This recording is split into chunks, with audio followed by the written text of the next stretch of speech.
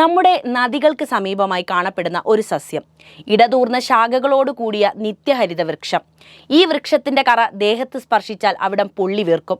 കണ്ണിലാണ് വീഴുന്നതെങ്കിൽ കാഴ്ച നഷ്ടപ്പെട്ടേക്കാം. മുറിവുകളിൽ വീണാൽ അസഹ്യമായ നീറ്റൽ അനുഭവപ്പെടും. പറഞ്ഞു വരുന്നത് കൊച്ചിയുടെ കമ്മട്ടിയെക്കുറിച്ചാണ്. ചിലപ്പോൾ മലയാളികൾക്ക് വലിയ പരിചയമുണ്ടാകില്ല ഈ പദം. 2016 രാജീവ് രവി സംവിധാനം ചെയ്ത് ദുൽഖർ സൽമാൻ, വിനായകൻ എന്നിവർ പ്രധാന വേഷത്തിലെത്തിയ കമ്മട്ടിപ്പാടം എന്ന സിനിമയിലൂടെ നമുക്ക് ആ പദം കുറച്ചുകൂടി പരിചിതമായിരിക്കണം. കമ്മട്ടിപ്പാടത്തിന് മുകളിലാണ് കൊച്ചി എന്ന വലിയ നഗരം സ്ഥിതി ചെയ്യുന്നതെന്ന് സിനിമ പറയുന്നുണ്ട്. ആ കമ്മട്ടിയെക്കുറിച്ചാണ് ഇന്ന് പറയുന്നത്. അതിനു മുൻപ് ഒരു ചോദ്യം: നിങ്ങളിൽ ആർക്കൊക്കെ ഈ സസ്യത്തെക്കുറിച്ച് അറിയാം? നിങ്ങൾക്കറിയാവുന്ന വിവരങ്ങൾ എന്തുതന്നെയായാലും കമന്റ് ബോക്സിൽ എഴുതൂ. അപ്പോൾ നമുക്ക് നേരെ വീഡിയോയിലേക്ക് പോകാം.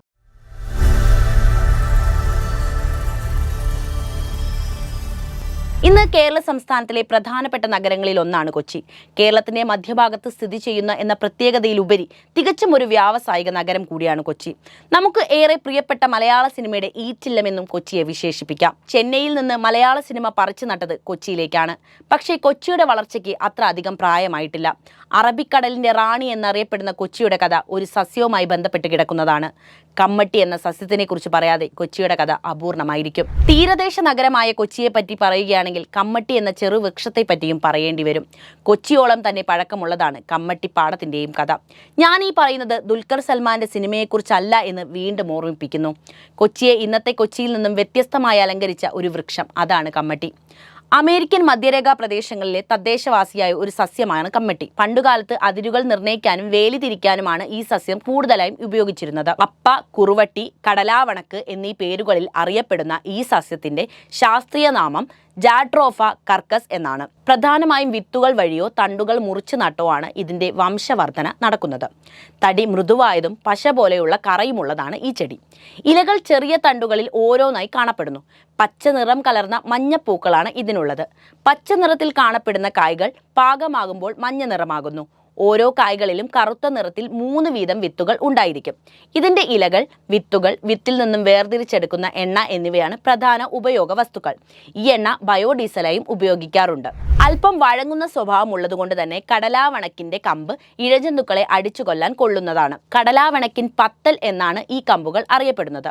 കടലാവണക്കിന്റെ ഇല ഒടിച്ച് കറയിലേക്ക് ഊതി കുമളയുണ്ടാക്കി പറത്തുന്നത് നാട്ടിൻപുറങ്ങളിലെ കുട്ടികളുടെ ഒരു പ്രധാന വിനോദമാണ്. പിത്തം, കഫം, വിരശല്യം, പക്ഷാഘാതം എന്നീ അസുഖങ്ങൾക്ക് ഔഷധങ്ങളിൽ ഉപയോഗിക്കുന്നതാണിത്. ഇങ്ങനെയൊക്കെ ആണെങ്കിലും കമ്മട്ടിയെക്കുറിച്ച് പരക്കെ ചില ആക്ഷേപങ്ങളും ഉയരാറുണ്ട്.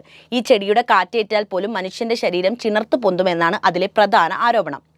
The voyage to the south sea എന്ന തന്റെ ഗ്രന്ഥത്തിൽ വില്യം ബ്ലൈക്ക് കമ്മട്ടിയെ പറ്റി എഴുതുന്നുണ്ട്. 1777 അദ്ദേഹത്തിന്റെ മുൻഗാമിയായിരുന്ന ക്യാപ്റ്റൻ ജെയിംസ് കുക്ക് കപ്പലിൽ സമുദ്രയാത്രയ്ക്കിടെ കരയിലേക്ക് മരവും വെള്ളവും ശേഖരിക്കാൻ ആളുകളെ അയച്ചു.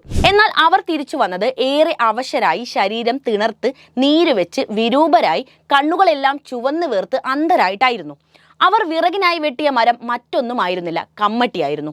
1989 അദ്ദേഹം കപ്പലിന്റെ ക്യാപ്റ്റനായി സേവനമേറ്റെടുത്ത ശേഷം വില്യം തന്റെ നാവികർക്ക് അദ്ദേഹം നിർദ്ദേശം നൽകുന്നുണ്ട് കമ്മട്ടി എന്ന വൃക്ഷം മുറിക്കരുതെന്ന്. അതിന്റെ കത്തുന്ന വിറകിൽ നിന്നുള്ള പുക പോലും വിഷമുള്ളതും ദോഷം വരുത്തുന്നതുമാണെന്നും അദ്ദേഹം രേഖപ്പെടുത്തുന്നു. യൂഫോർബിയേസി സസ്യകുടുംബത്തിൽപ്പെട്ട ഒരു കണ്ടൽ വൃക്ഷമാണ് കണ്ണാമ്പെട്ടി അഥവാ കമ്മട്ടി. കണ്ടൽ വൃക്ഷങ്ങളിൽ ഒരു വ്യത്യസ്തമായ ശ്രേണിയാണ് ഇവ കാണപ്പെടുന്നത്.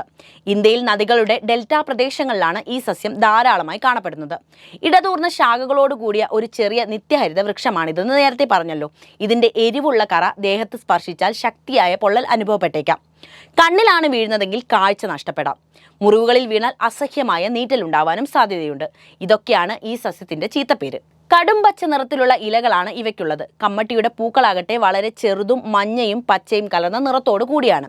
സൗരഭ്യമുള്ള ഈ പൂക്കൾ കുലകളായിട്ടാണ് ഉണ്ടാകുന്നത്. കടപ്പാലയുടെ കറ ഗർഭചിത്തത്തിനും ഉപയോഗിക്കാറുണ്ട് എന്ന് പറയപ്പെടുന്നു. വെള്ളത്തിൽ ഇവയുടെ കറ വീഴുമ്പോൾ സമീപത്തെ വെള്ളം തള്ളി മാറുന്നത് കാണാം. അത്രയ്ക്ക് വിഷമുള്ളതാണ് ഇവ എന്നാണ് പറയപ്പെടുന്നത്. കേരളത്തിലെ ചെറുജീവികൾക്കും മത്സ്യങ്ങൾക്ക് പോലും ആപത്താണ് ഈ കറ.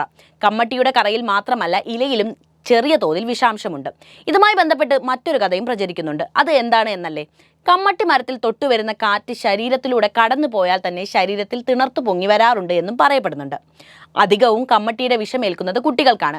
ബാല്യത്തിൽ ഇവയുടെ ചെടികളുടെ ഇല പറിച്ച് കളിക്കുമ്പോഴാണ് ഈ കുട്ടികളുടെ മുഖത്തും ശരീരത്തിൽ ചെറിയ തിണർപ്പും ചൂടും അനുഭവപ്പെടുക. കേരളത്തിൽ തീരപ്രദേശത്തോട് ചേർന്നുള്ള തണ്ണീർത്തടങ്ങളിലാണ് ഇവയെ ധാരാളമായി കാണാൻ കഴിയുക. 15 മീറ്റർ വരെ ഉയരത്തിൽ വളരുന്ന ഇവയുടെ പൂക്കൾ തേനീച്ച പോലുള്ളവയെ വല്ലാതെ ആകർഷിക്കുന്ന ഗണത്തിൽ ഉൾപ്പെടുന്നു. കമ്മട്ടി വൃക്ഷം വളരെ വിഷമയവും ശക്തമായി പ്രകോപിപ്പിക്കുന്നതുമാണ്. ചർമ്മവുമായുള്ള സമ്പർക്കം ദ്രുതഗതിയിലുള്ള തളർച്ചയ്ക്കും കണ്ണുകളുമായുള്ള നേരിയ സമ്പർക്കം പോലും താൽക്കാലിക അന്ധതയ്ക്കും വരെ കാരണമാകും. അന്ധതയെ സൂചിപ്പിക്കുന്ന പേരുകൾ ഇവയ്ക്ക് മറ്റു ദേശങ്ങളിലും കാണാൻ കഴിയും. ചില വിഷമയമായ രാസവസ്തുക്കൾ ഇവയുടെ കറയിൽ കാണപ്പെടാറുണ്ട്. മികച്ച ഒരു ആവാസ വ്യവസ്ഥയാണ് കമ്മട്ടിക്കാടുകൾക്കുള്ളത്. ധാരാളം സസ്യലതാദികൾക്കും പക്ഷികൾക്കും ഉരകങ്ങൾക്കും ഇവ സംരക്ഷണം നൽകുന്നു. ചില പക്ഷികൾ ഇവയിൽ കൂടുകൂട്ടാറുമുണ്ട്. കമ്മട്ടിയുടെ പ്രത്യേകതകൾ മനുഷ്യനെ ഇവയിൽ നിന്നും അകറ്റി നിർത്തുന്നു. അതുകൊണ്ട് തന്നെ ശുദ്ധമായ ആവാസ വ്യവസ്ഥ നിലനിൽക്കുന്നത് വഴി അതിനെ ആശ്രയിച്ചു കഴിയുന്ന ജീവജാലങ്ങൾക്കും ഇത് സംരക്ഷണം നൽകുന്നുണ്ട്. എന്നാൽ ഇന്ന് വ്യാപകമായി കമ്മട്ടിപ്പാടങ്ങൾ വെട്ടി നശിപ്പിക്കപ്പെടുന്നു. അതോടൊപ്പം ആവാസ വ്യവസ്ഥയെ നശിക്കപ്പെടുന്നുണ്ട്. ഇതിനെ ആശ്രയിക്കുന്ന ജീവജാലങ്ങളും ഇല്ലാതെയാകുന്നു. അപൂർവമായ കമ്മട്ടി വൃക്ഷങ്ങൾ സംരക്ഷിക്കേണ്ടത് അത്യന്താപേക്ഷിതമാണ്. കമ്മട്ടിപ്പാടങ്ങൾ കോൺക്രീറ്റ് കാടുകളായി രൂപാന്തരം പ്രാപിച്ച് കേവലം സിനിമാ രൂപങ്ങളായി മാറിയ ഈ കാലഘട്ടത്തിൽ അവശേഷിക്കുന്ന തണ്ണീർത്തടങ്ങളെയും അവയിലെ കമ്മട്ടിപ്പാടങ്ങളെയും സംരക്ഷിക്കേണ്ടത് നമ്മുടെ ഓരോരുത്തരുടെയും ഉത്തരവാദിത്തമാണ്. വീഡിയോ ഇഷ്ടപ്പെട്ടാൽ ലൈക്ക് ചെയ്യാനും ഷെയർ ചെയ്യാനും ശ്രദ്ധിക്കുമല്ലോ.